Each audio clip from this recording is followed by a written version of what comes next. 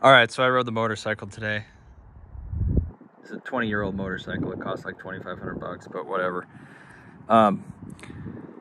We only get like 3-4 months a year here where the weather's pretty good, so you have to take advantage of it in the Pacific Northwest. You know, probably 7 to 8 months out of the year are like really rainy and dark, so it's not often where you get days like this. It's really June, July, August, and like most of September. And then it goes back to being rainy and cloudy and kind of dark a lot of the year. So I took the bike out. Try to take it out as much as I can, really. The topic of this video is really why it's better to be personable than it is to be smart. You don't want to be dumb, obviously. You want to be somewhat intelligent, but a lot of times if you're too smart, you're going to be lacking skills in just being personable and being likable. You're not going to be able to connect with a lot of people if you're overly intelligent and you're like very particular and you're explaining things, you know, how it works, and you're correcting people. People just don't like that.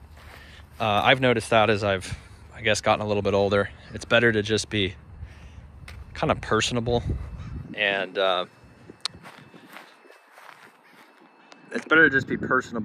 just connect with people, even at a basic level. Generally, they'll like you if you just get along with them, right? If you correct them, or you're trying to act like you know more than them, or you're talking more and you want to tell them all about you, they're not really going to like you very much. They're going to think that you're like a self-centered narcissistic person, and they're just not going to want to be around you. So I learned that through books I read. I learned that through my dad, or really just your own experience. People like you if you let them talk about themselves, right? A lot of people just like being listened to. They like telling stories. They like telling you about their life and what's going on with them. And, you know, I've learned that if you just let them talk, they will generally think pretty highly of you. You know, they have no reason to not like you. They remember being comfortable around you. They got to talk about themselves. And I've noticed that so much. Like, people, I don't really even have to say anything. People, if they feel comfortable around you, they'll just start talking, and they'll keep talking. And, you know, in general, they're going to like you. So if you have people at work, or if you have friends or family or whatever, a lot of the time, if you want to be neutral, you don't want to be like heavily opinionated on anything. You don't want to be emotional, like overly emotional. You just want to be kind of go with the flow.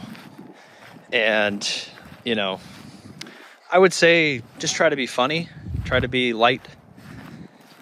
You know, don't try to be too serious unless it's, you know, a moment where you should be serious. But in general, if you're just light and easygoing, people are going to think, at the least, they're going to think neutral of you. They're going to say, oh, I don't have a problem with that guy or with that gal. But in most cases, if you're just a likable person, you're friendly, you know, you make some jokes when it's appropriate, and then you kind of shut up the rest of the time and you let other people talk and you just listen.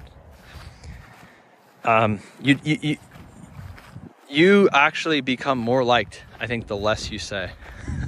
In a lot of cases. We always know those people that when we're growing up or when we're in school, they just can't shut up. They just keep talking all the time. They always raise their hand. They always have something to say. And they always want to let you know it. And those people, no one really likes those people, even when you're a kid. But as you get older, if people keep doing that, no one wants to be friends with them, because they dominate conversations. They're not fun to be around. They always want to be the center of attention. So I would say that's like a really good skill that they don't teach that.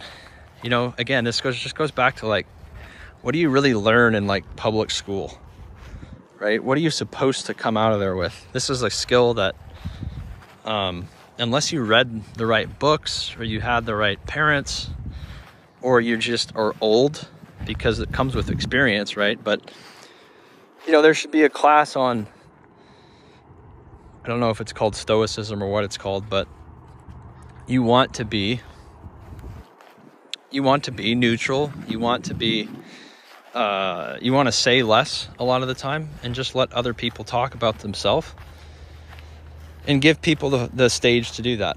There's times to talk about yourself, but you have to remember everyone is pretty self-centered. So there'll be times when you talk about yourself and, you know, you can kind of sense that people don't really want to listen. But if you're a good listener, a lot of people will feel comfortable. They'll want to talk to you. They'll want to be friends with you. They'll want to give you opportunities when opportunities present themselves. And you're just going to be a generally likable character or person.